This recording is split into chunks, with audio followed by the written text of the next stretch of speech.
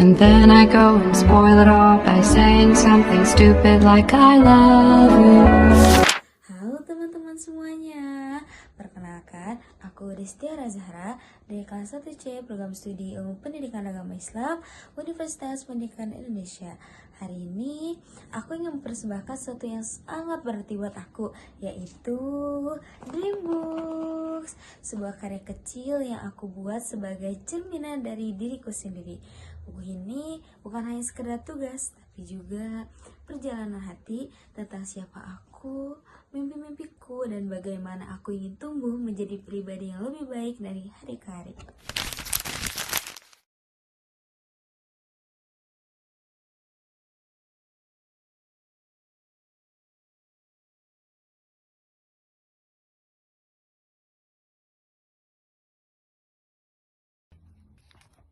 Namaku Destiara Zahra.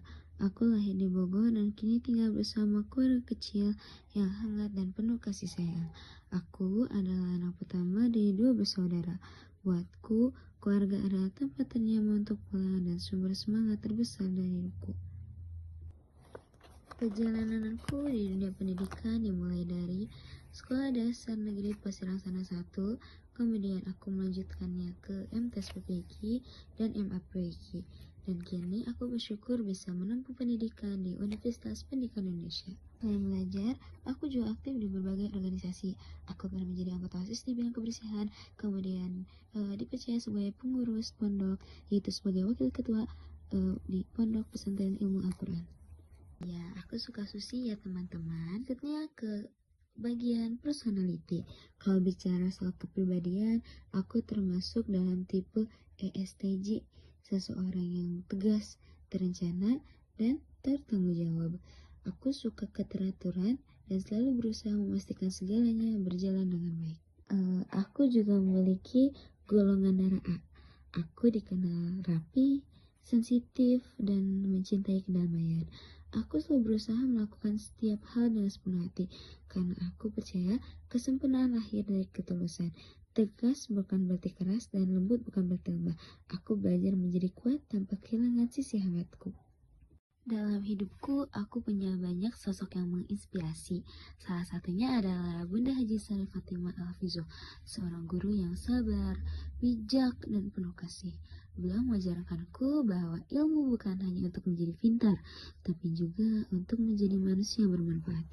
Namun, sosok yang paling aku kagumi adalah ibuku. Beliau bukan hanya orang tua, tapi juga guru kehidupan yang selalu menemaniku di setiap langkah.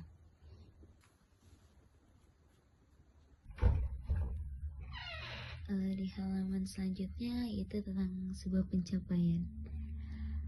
Aku menempelkan beberapa foto dan sertifikat dari kegiatan yang pernah aku ikuti, mulai dari lomba cerdas cermat, kegiatan pesantren, hingga pengembangan keagamaan. Buatku, setiap pencapaian bukan tentang menang atau kalah, tapi tentang berani melangkah, berani mencoba, berani melangkah keluar dari zona nyaman, dan tidak takut gagal. Di halaman berikutnya yaitu tentang kelebihan dan juga kekurangan. Setiap orang pasti punya kelebihan dan kekurangan. Begitu juga aku. Kekuatanku ada pada disiplin, tanggung jawab, dan semangat belajar yang tinggi. Tapi aku juga sadar, aku masih belajar untuk lebih percaya diri dan tidak terlalu perfeksionis. Aku percaya mengenali kelemahan bukan berarti lemah. Justru dari sanalah proses perbaikan diri dimulai. Nah, pada halaman berikutnya yaitu ada simbol diri. Inilah simbol diri aku, yaitu bunga matahari. Kenapa? Karena bunga ini selalu menatap ke arah cahaya walaupun langit sedang mendung. Begitu juga aku ingin selalu punya semangat dan pandangan positif dalam setiap keadaan. Bunga matahari juga melambangkan keceriaan, keteguhan, dan rasa syukur. 3 hal yang selalu aku ingin bawa di setiap saat dan dalam kehidupan. Pada hal berikutnya yaitu berisi tentang mimpiku. Lebih tepatnya di dalam amplop kecil book ini aku menuliskan daftar mimpi-mimpiku. Mungkin tampak sederhana, tapi setiap kata di situ lahir dari harapan besar dan doa yang tulus. Ini menjadi langkah awal dan juga langkah nyata yang aku ingin wujudkan satu persatu dengan doa dan usaha. Nah, di halaman berikutnya ada life map. Aku menggambarkan perjalanan hidup dan mimpiku ke depan. Pada tahun 2025, aku ingin fokus kuliah dan aktif organisasi. Tahun 2008, lulus dengan hasil yang memuaskan. 2029, melanjutkan S2. 2030, menikah. Buatku, setiap titik di peta hidup itu bukan sekedar mimpi, tapi langkah nyata yang ingin aku wujudkan satu persatu dengan penuh semangat. Dan inilah bagian akhir dari buku Dreambooks.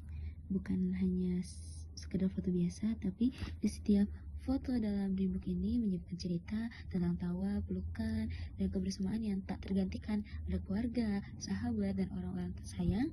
Waktu boleh berlalu, tapi kenangan akan tetap tinggal di hati yang pernah merasakannya.